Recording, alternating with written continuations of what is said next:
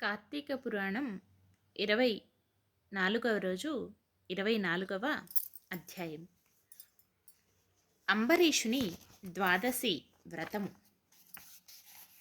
ఆత్రి మహాముని మరల అగస్యునితో, ఓ కుంభసంభవ, కార్తీక వ్రత ప్రభావము ఎంత వివరించినను ఎంత వినినను తనిమి తీరదు. నాకు తెలిసినంత వరకు వివరింతును, ఆలకింపుము.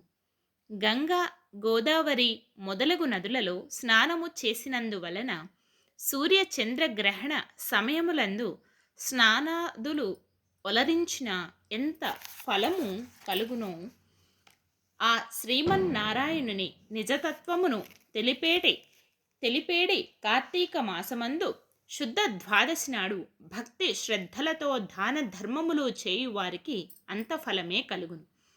ఆ ద్వాదశి నాడు చేసిన సత్కర్మ ఫలము ఇతర దినములలో చేసిన ఫలము కంటే 1000 రెట్లు అధికము కాగలదు. ఆ ద్వాదశి వ్రతము చేయు విధానమెట్లో చెప్పెదను వినుము. కార్తీక శుద్ధ దశమి రోజు పగటిపూట మాత్రమే భుజించి, ఆ మరునాడు అనగా ఏకాదశి రోజున ఏ వ్రతమూ చేయక శుష్క ఉపవాసము ఉండి ద్వాదశి ఘడియలు వచ్చిన తరువాతనే భుజించవలయును. దీనికొక ఇతిహాసము కలదు. దానిని కూడా వివరించెదను. సావధానుడవై ఆలకింపుమని ఇట్లు చెప్పుచున్నాడు. పూర్వము అంబరీషుడను రాజు కలడు. అతడు పరమ భాగవతోత్తముడు, ద్వాదశి వ్రత ప్రియుడు. అంబరీషుడు ప్రతి ద్వాదశి నాడు తప్పకుండా వ్రతము చేయుచుండేడివాడు. ఒక ద్వాదశి నాడు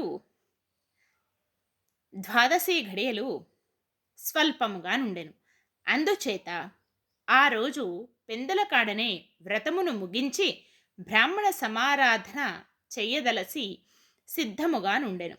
అదే సమయమున అచటకు కోప స్వభావుడగు దుర్వాసుడు వచ్చెను.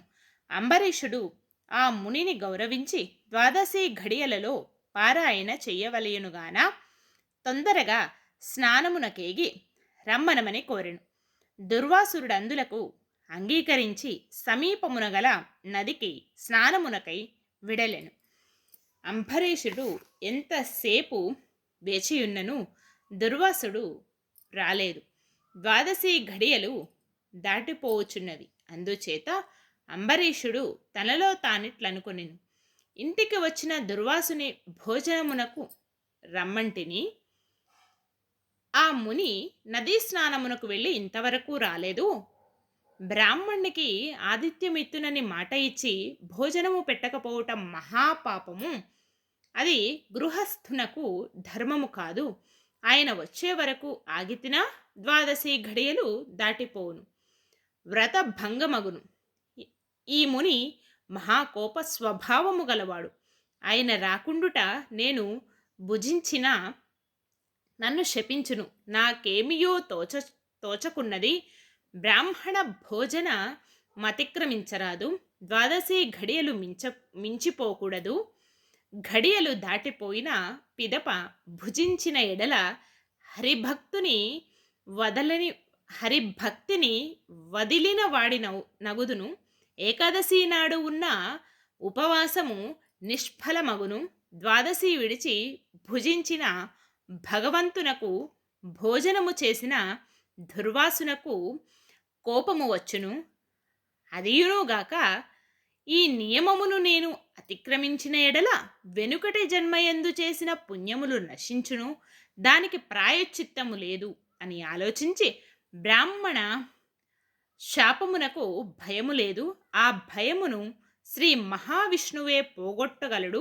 కావున నేను ద్వాదశి ఘడియలలో భోజనము చేయుటయే ఉత్తమము. అయినను పెద్దలతో ఆలోచించుట మంచిదని సర్వజ్ఞులైన కొందరు పండితులను రావించి వారితో ఇట్లా చెప్పెను. ఓ పండిత శ్రేష్ఠులారా, నిన్నటి దినమున ఏకాదశి అగుండుట చేసి నేను కటిక ఉపవాసము ఉంటిని. ఈ దినము స్వల్పముగా మాత్రమే ద్వాదశి ఘడియలున్నవి. ద్వాదశి ఘడియలలో భుజించవలసి ఉన్నది. ఇందులో నా ఇంటికి దుర్వాస మహాముని విచ్చేసిరి. ఆ మహాముని నేను భోజనమునకు ఆహ్వానించితిని. అందులకు ఆయన అంగీకరించి నదికి స్నానార్థమై వెళ్ళి ఇంతవరకు రాకుండెను.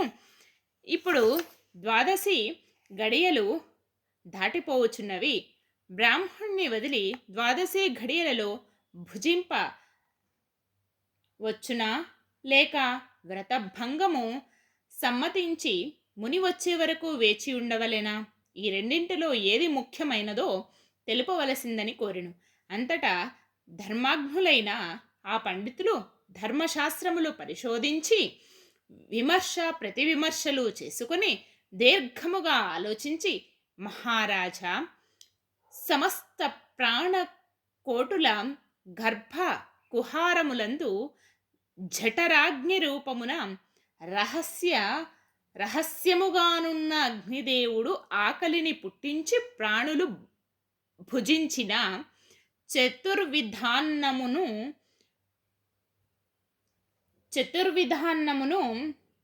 పచనము గావించి దేహేంద్రియాలకు శక్తి నొసంగిచున్నాడు. ప్రాణవాయువు సహాయముతో జఠరాగ్ని ప్రజ్వరిల్లును. జఠరాగ్ని ప్రజ్వరిల్లును. అది చెలరేగిన క్షుద్బాధ దప్పిక కలుగును. ఆ తపము చల్లార్చవలెనున్న అన్నము నీరు పుచ్చుకొని శాంతపరచవలను. శరీరమునకు శక్తి కలుగజేయువాడు అగ్నిదేవుడు. దేవతలందరికంటే అధికుడై దేవపూజ్యుడైనాడు. ఆ అగ్నిదేవుడు ఆ అగ్నిదేవుణ్ణి అందరూ సదా పూజించవలెను. గృహస్థ, ఇంటికి వచ్చిన అతిథి కడజాతి వాడైనను భోజనమీడదునని చెప్పి వానికి పెట్టకుండా తినరాదు. అందులోనూ వేదాంగ విద్య విశారాదుడును మహాతపశ్శాలియు సదాచార సంపన్నుడును అయిన ఆ దుర్వాస మహాముని భోజనమునకు పిలిచి వానికి పెట్టకుండా తాను భుజించుట వలన మహాపాపము కలుగును. అందువలన ఆయుక్షీణము కలుగును. దుర్వాసు నంతటి వానిని అవమానమునరించిన పాపము సంప్రాప్తమగును అని విశదపరిచిరి. 24వ 24వ రోజు పారాయణం సమాప్తం. కార్తీక దామోదరాయ నమః.